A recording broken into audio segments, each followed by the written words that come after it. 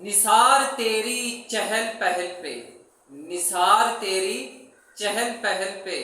ہزاروں عید ربیع الاول سوائے ابلیس کے، بلکہ میں تو ادھر یوں کہوں گا سوائے ابلیس اور ابلیس کی ذریت کے سبھی تو خوشیاں منا رہے ہیں۔ جیسے ہی ربیع الاول کا چاند نظر آتا ہے تو چھوٹے سے تالاب سے کچھ موسمی مینڈک جو ہیں وہ باہر نکل آتے ہیں، اور ربیع الاول کے جلوس کے حوالے سے، جشن عید میلاد النبی کے حوالے سے، جھنڈیوں کے حوالے سے لوگوں کے ذہنوں کے اندر شکوک و شبہات پیدا کرتے ہیں کہ یہ درست ہے، درست نہیں ہے، تو ہر بندہ اس پہ ڈیبیٹ کر رہا ہوتا ہے اور لوگوں کے ذہنوں کو خراب کر رہے ہوتے ہیں۔ میں ان سے پوچھنا چاہتا ہوں جو لوگ لوگوں کے ذہنوں کو خراب کر رہے ہوتے ہیں، یہ جو آپ جشن عید میلاد النبی سے منع کر رہے ہیں، کیا آپ کا منع کرنا یہ ثواب کا کام ہے یا گناہ کا کام ہے؟ یہ جو آپ جشن عید میلاد النبی سے روک رہے ہیں یہ گناہ کا کام ہے یا پھر ثواب کا کام ہے؟ اگر تو یہ گناہ کا کام ہے پھر تو معاملہ ہی ختم، اس پر تو آگے کلام ہی نہیں۔ اگر تو آپ اس کو ثواب سمجھ کے لوگوں کو منع کر رہے ہیں اس پر ہمیں ثواب ملے گا، پھر یہ بات ماننی پڑے گی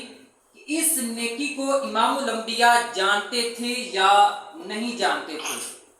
اگر آپ یہ کہیں کہ یہ امام الانبیاء علیہ الصلوۃ والسلام نہیں جانتے تھے تو پھر نیکی اور ثواب نہ جاننے کا الزام آپ امام الانبیاء پہ لگا رہے ہیں،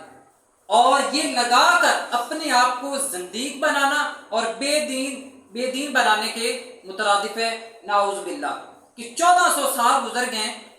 امام الانبیاء نے شروع سے لے کے قیامت تک جتنے کام ہونے تھے سب کے بارے میں بتا دیا، صرف ایک یہی کام تھا کہ نبی پاک علیہ الصلوۃ والسلام نے اس بارے میں نہیں بتایا، جو 1400 سال کے بعد تجھے آج پتہ چل گیا کہ جشن عید میلاد النبی منانا یہ منع ہے، یہ بدعت ہے۔ اگر امام الانبیاء اس بارے میں جانتے تھے تو پھر یہ کہ آپ نے اس نیکی اور ثواب کے کاموں کے بارے میں حکم بھی دیا ہے یا نہیں دیا؟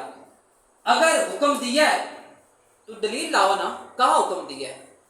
بھی جشن عید میلاد النبی سے منع کرنا یہ نیکی اور ثواب کا کام ہے، حضور نے بھی فرمایا، تو کہاں فرمایا بھی ہمیں بھی دکھاؤ نا۔ اگر نہیں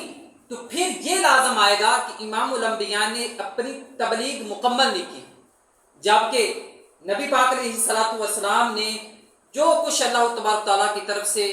ملا وہ سارا کا سارا بھی عین ہی ہمارا عقیدہ ہے، بلکہ اس بات پہ اجماع ہے کہ وہی سب کچھ سیم ٹو سیم عوام تک، امت تک پہنچایا اس کو۔ تو کوئی ایسا عقیدہ رکھے نعوذ باللہ تو یہ بھی بے دینی ہے۔ تو ان عوام کو، ان لوگوں کو ہوش کے نخل لینے چاہیے کہ جو لوگوں کے ذہنوں کے اندر شکوک و شبہات پیدا کرتے ہیں۔ ان سوالات کے جوابات آپ پر دینے لازم ہیں۔